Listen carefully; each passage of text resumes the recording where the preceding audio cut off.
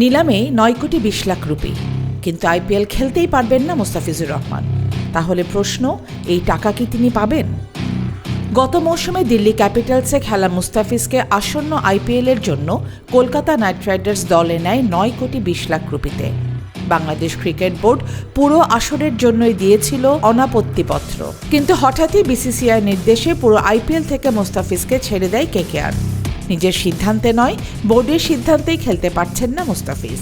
আইপিএলের নিয়মে আছে নো প্লে নো পে।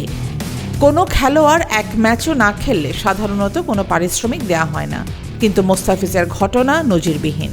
এখানে চোট নয়, ফর্ম নয়, পুরোপুরি সিদ্ধান্ত বোর্ডের। তাহলে কি পাবেন 9 কোটি 20 লাখ রুপি? আইপিএলে কি তৈরি হবে নতুন নজির? এর উত্তর এখন বিসিসিআইয়ের হাতেই। ফারহান আহমেদ, আয়না টেলিভিশন।